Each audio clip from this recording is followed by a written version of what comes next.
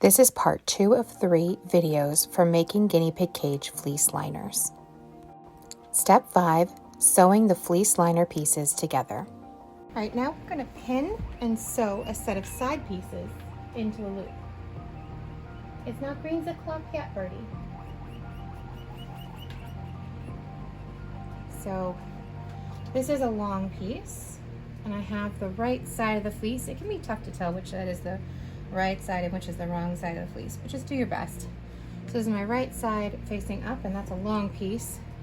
I'm going to take a short piece and put its right side facing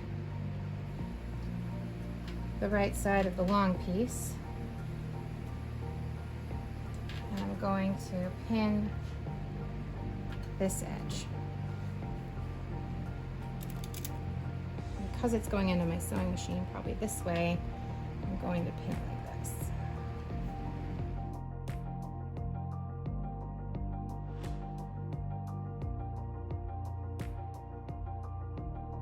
That's one.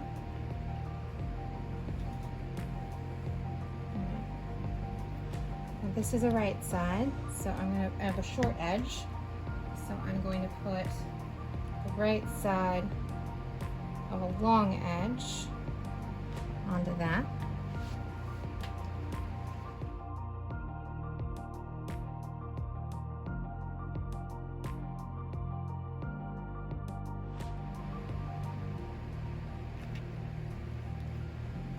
I'm going to find the end of this long edge.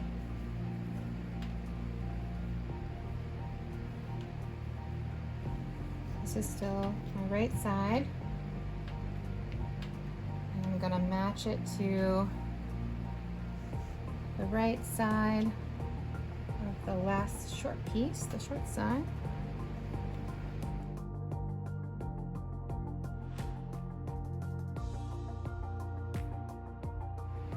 Alright, and that's 3. Alright,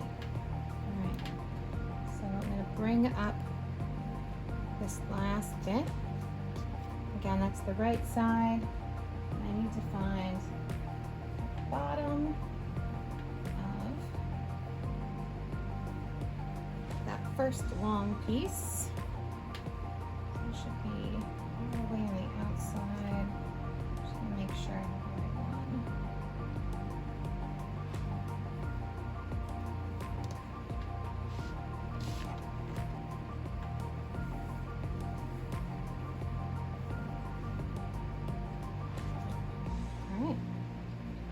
Again, it should be right sides together. Last corner.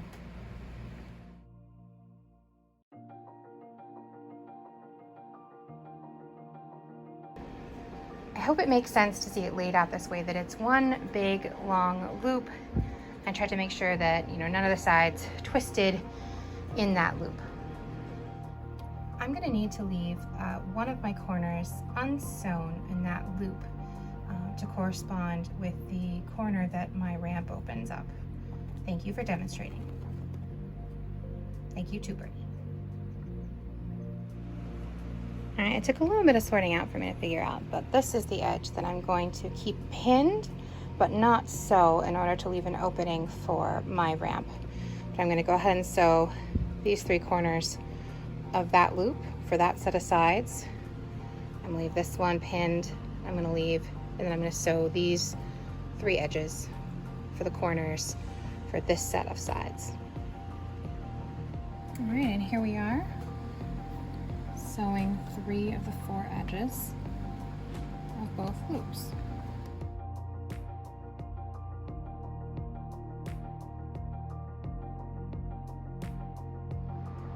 Now it's really starting to look like what it's actually going to be. So with the bottom piece and the loop right sides together, and I have my unsewn opening for my ramp at the correct corner, I'm going to pin along the outside, again right sides together, pin along the whole perimeter of the loop of sides and the bottom piece.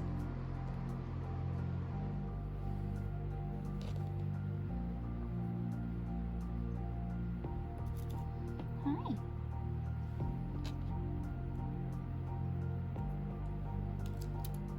Am I making this for you? Is this Peanut's house? Is this for Peanut's house? The edge is now pinned. And I will take it to the sewing machine and sew it.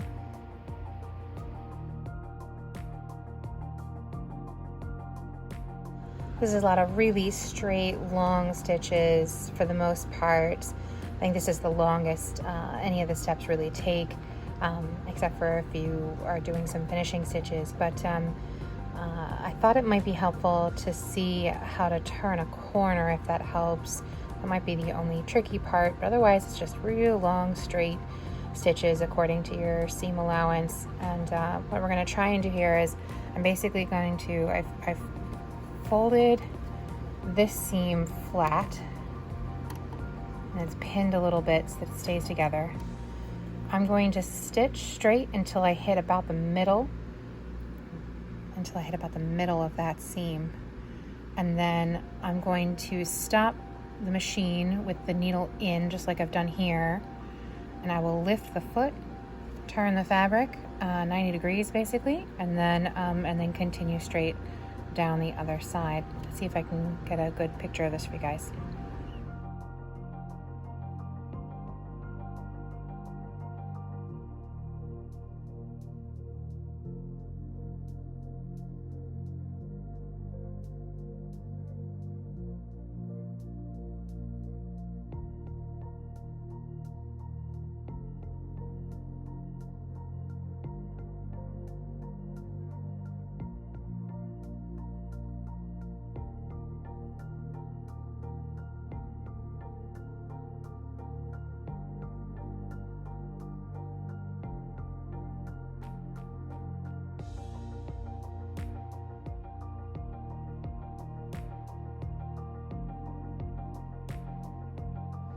Now, if you're not making a ramp, and if you closed off all 4 corners, and you've done all your long straight stitches and they're all put together, and you used all fleece, you don't have to finish an edge, then you're done and you can skip to setting up the cage.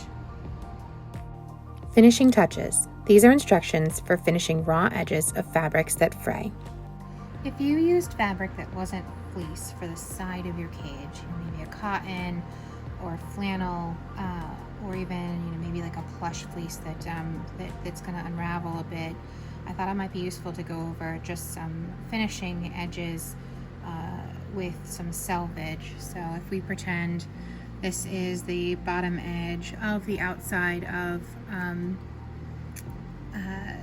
the sides, one of the ways we could finish this off is to adjust the machine to a zigzag stitch.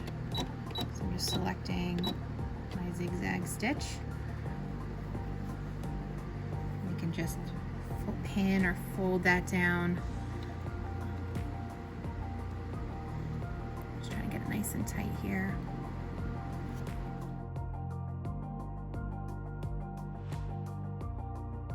Alright, now if I bring that up, you'll be able to see that what that's doing, what that zigzag stitch is doing, is sealing that edge behind a stitch so that it won't fray. So that's one option. A second option, if you have an edge that would fray, again, you don't need to do this on the fleece, but if you have something that is going to fray, you can fold and then fold again so that you would essentially stitch it just straight and flat, and that will keep the edge that would tatter in the seam. So that would be another way to finish this. A third option might mean to use or make and use some bias tape. So what that would be is if this were essentially the bias tape, it would be folded in half and then folded in half again, making like a little pocket. And then you would take your unfinished edge and stick it in that pocket, and then run a straight stitch down the side, making sure that any raw edges are sandwiched in the stitch. And of course, depending on your machine, you may have any number of fancy stitches that you might choose from to instead of a straight line, you could do, I guess, leaves, for instance, whatever you have the time and the patience to stitch. These finishing touch instructions are for making a securable opening in the liner for a ramp. The next piece of this that I'm going to try and show you how I do is to show you how I make this flap that then secures by Velcro to the underside of the insert. It holds it tight for when the pigs are kind of digging and pulling because they want out. And then we'll make the pockets, the sleeves for the two sides. And this, of course, is a previously finished one. And so it does have, you know, the Velcro, the sew-on side, and then I don't know if you can see, but there is a stick-on side on the underside. Both of those are 6 inches in length. And then with this one, I have been kind of rolling and tucking to secure it. The ones I'm going to sew now, I'm just gonna sew the Velcro onto this side so that it just folds straight under. All right, let's make some flaps. I've got, you know, kind of a ruler. I'm using a rotary blade instead of my fabric scissors. This is the selvage from cutting the sides of the cage, and I've got my sew-on bit of Velcro. Again, the glue-on is already on the cape, so I don't need to do that part. But I do need, you know, the opening is 6 inches wide. I'm going to go ahead and cut 6 inches, not with my good fabric scissors. So I'm going to need one piece and 2 pieces.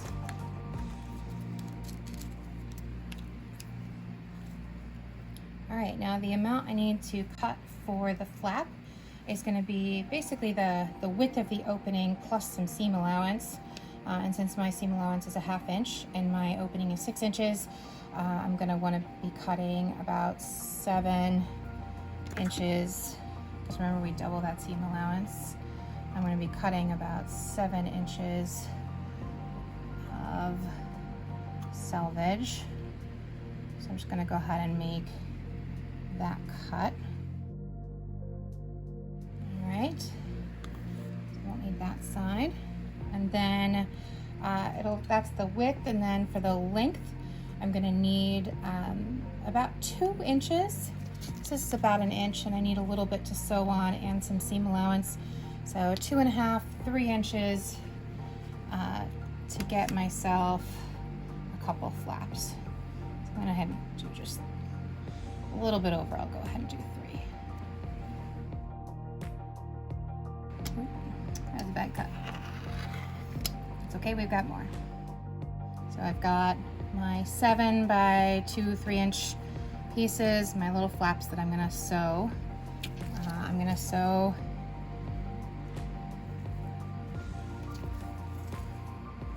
these onto those. I'm working out where to pin, and I apologize. White on white is terrible for this, but so this is, you know, my seam allowance. This is my flap. This edge is going to get secured to the cage, and it's going to be right sides together. So I think this is the right side. So it'll be sewn like this onto the bottom. So that's going to be in the stitched in, and then the flap is going to wrap around the underside of the cage. This is going to be on this side. So I flip this over. I've got about 1/2 inch of seam allowance. So that puts it to like that point.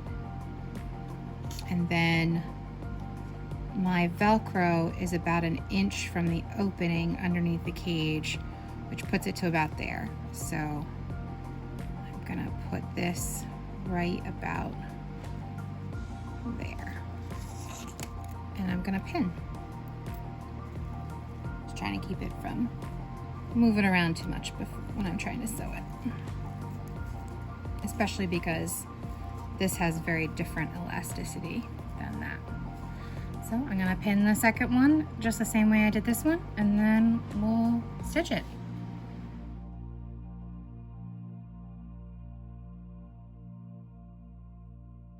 All right, so this for me is one of my openings, so I'm going to open it up.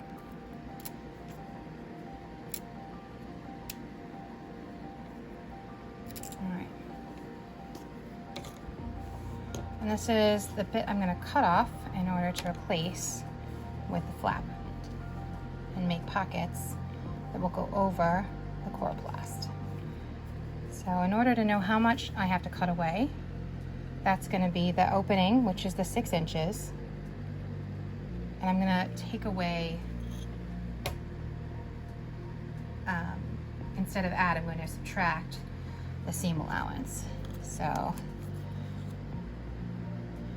6 inches minus 2 times the seam allowance, so a half for each side.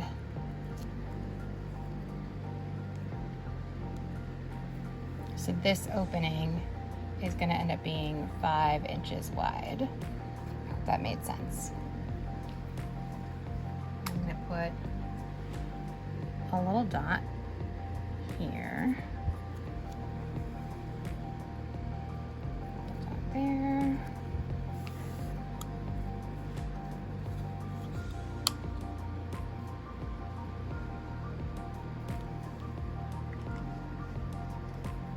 I'm essentially going to use that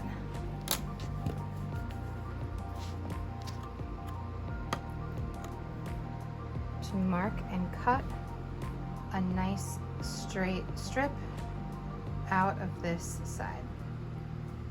Now that I know what I have to remove, I'm actually going to go in and seam rip back about a 1/2 inch from here to give myself a little more seam allowance on this piece. About a 1/2 inch from here, I'm gonna seam rip all of this. We're gonna take this piece off. All right, so I've gotten this separated. I'm almost there. Just in case it's helpful to see this part, I'm gonna try and get a little bit of it.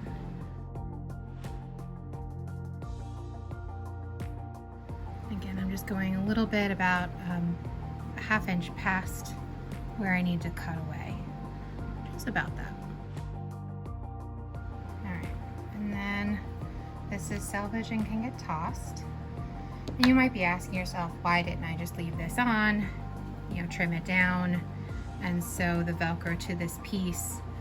And the reason, at least my reason, is that ultimately there doesn't end up being enough length on this side to give it a proper fold over and seam for the opening, unless you cut away essentially less than the opening so that you have some seam allowance. So while I have done the flap as just sort of a tighter opening before, I'm just trying to create a more clean and consistent seam allowance on both sides. So I'm doing that by cutting this piece away and then adding the correct length of piece back at the end. The next thing I'm going to do is make the pockets around the ramp opening. And so for my ramp, this is going to be the opening, and then this pocket sits over the coroplast on that side, and this pocket will sit over the coroplast on this side. So we just have the 2 things to stitch. Now I generally always start with right sides together.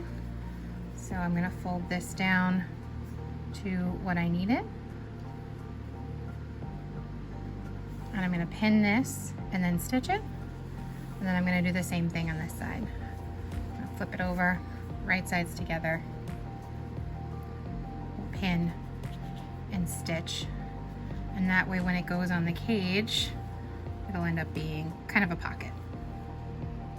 All right, this is 1, 2, 3, 4, 2 for each cage liner. Openings pinned and secured and ready for stitching. All right, how we do? So we've got all stitched. You can turn it in, side out. to the right side out actually. And now we have a pocket that will sit over the chloroplast cage insert. Nice. All right, we're at the beautiful end. So with the little flap, and I've got right sides together. Remember, this is going to get sewn together, and then when it's on the cage, this is going to tuck down around and secure, leaving a nice finished edge on top for the piggies. Piggies deserve nice finished edges. So all that's left for me to do is carefully pin this along this whole edge and stitch it, and then do it with the second liner, and these two liners are done.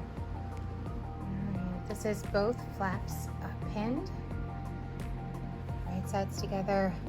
This is going to fold under the cage and secure to the underside of the cage. When I start stitching on the machine, I'm going to try and start exactly where this pocket ends and the flap should begin. Try and get right there, and I'll do a couple securing stitches on that side and on that side to make it a little sturdy. The other thing I'm going to do for stitching this is I'm going to switch to a zigzag stitch, which will hopefully be even sturdier for all the tugging that my piggies do at their opening when they are demanding to come out. So I am switching to a zigzag stitch to run just this whole opening. Alright, so just as I was describing, I've got the pocket really flat and the bottom of the liner really flat. I've got the machine set to zigzag stitch. I've just got this right up against my seam allowance guard, and the needle is right down in between where this side of the pocket starts and where the flap starts, where I need to sew. I'm trying to carefully pull this pin out, and then we're gonna sew. Alright, and you can see the zigzag stitch. And so when this attaches to the cage, this will tuck under. That'll sit right over the edge of the tray.